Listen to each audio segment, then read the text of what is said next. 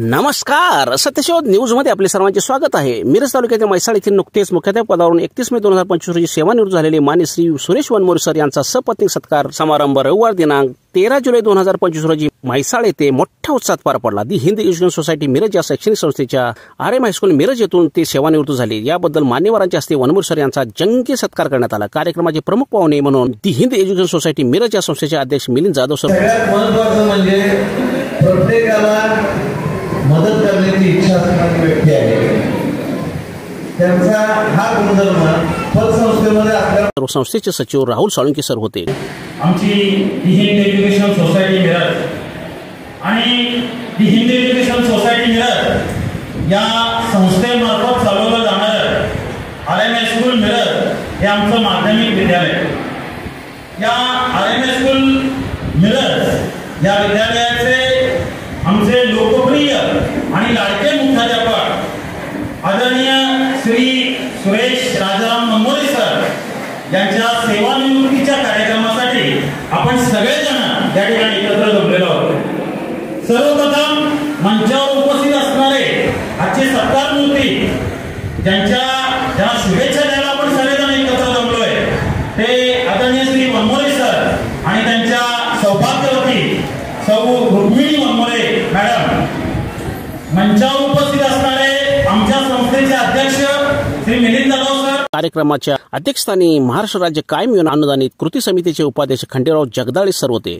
कार्यक्रमासाठी शिरोळचे विस्तार अधिकारी दीपक कामत, पश्चिम महाराष्ट्र मुख्याध्यापक संघाचे अध्यक्ष दत्तात्रय कदम, जिल्हा परिषद कोल्हापूरच्या विस्तार अधिकारी रत्नप्रभा दबडे, सामाजिक कार्यकर्ता व अभिनेता डॉक्टर दगडू माने आदी मान्यवरांसह वनमोरे सरांचे आप्तेष्ट, मित्रपरिवार व राजकीय मंडळीसह ग्रामस्थ मोठ्या संख्येने उपस्थित होते। माझ्यासाठी व माझ्या कुटुंबासाठी खूप अभिमानाचा दिवस आहे, कारण 27 वर्ष शैक्षणिक कार्य पूर्ण करून माझे पप्पा आता सेवानिवृत्त होत आहेत।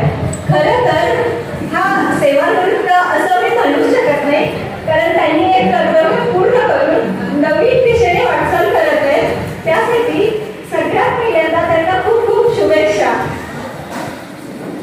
तुमची मुलगी असण्याचा नेहमीच मला अभिमान वाटत राहिला आहे आणि नेहमी राहील। तुम्ही आम्हाला घडवलं, शिकवलं, मोठं केलं।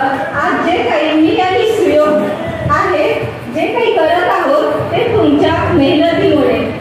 तुम्ही लहान सुरेश राजाराम वनमोरे यांच्या सेवापूर्ती सदिच्छा व सत्कार समारंभाच्या निमित्तानं या ठिकाणी मंचावर उपस्थित असलेले आजच्या कार्यक्रमाचे अध्यक्ष श्री खंडेराव जगदाळे सर, महाराष्ट्र राज्य कायम योजना कृती समितीचे उपाध्यक्ष, आजच्या या मंगल प्रसंगी खास करून उपस्थित असलेले दी हिंद एज्युकेशन सोसायटीचे अध्यक्ष श्री मिलिंद जाधव सर, सचिव राहुल साळुंके सर, या ठिकाणी खास करून या वनमोरे कुटुंबियावर प्रेम करणारे आणि सरांचे मित्र विस्तार अधिकारी तुझ्यासाठी काही जाऊ का?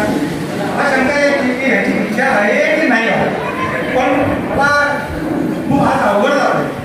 अवघड एवढ्यासाठी जातोय बोलण्यासाठी, कारण पद्धतीने थोडं काम हात केलं, पण अगदी त्याला पहिल्यांदा सुरुवात करावी लागली असते तर फार अवघड झालं असतं। एवढ्यासाठी की मी काय ह्याची रिटायरमेंट आहे, सेवापूर्ती कार्यक्रम आहे म्हणून भूल भरून आलेला आहे, मला काय बोलता येणार नाही किंवा मी फार सिरियस आहे असं काही नाही आहे। फक्त एवढ्यासाठी आवड झालेलं आहे की मी ज्या माणसाशी आयुष्यभर चेष्टा मस्ती याच्यामध्येच बोललेलं आहे, अजून सुद्धा सकाळी जेव्हा भेटलो तेव्हापर्यंत जेव्हा मस्तीत बोललेलं आहे, त्याच्या सेवापूर्तीच्या कार्यक्रमात बोलणं कारण काय आहे, सेवापूर्तीच्या त्यामुळे आमचंही असे कार्यक्रम नक्की होणार हा विश्वास आमचा आहे आणि हा पॉझिटिव्ह विश्वास काढून आम्ही बऱ्याच वेळाने मारतो। त्यांचं काम उत्कृष्ट असतं, त्यांनी समाजासाठी विद्यार्थ्यांसाठी काहीतरी केलेलं असतं। अशा लोकांचा समारंभ अशा मोठ्या प्रमाणात घडत असतो। आपल्यासाठी अर्पण केलं आहे। त्यांनी मेहनत, निष्ठा आणि आपल्याला असलेल्या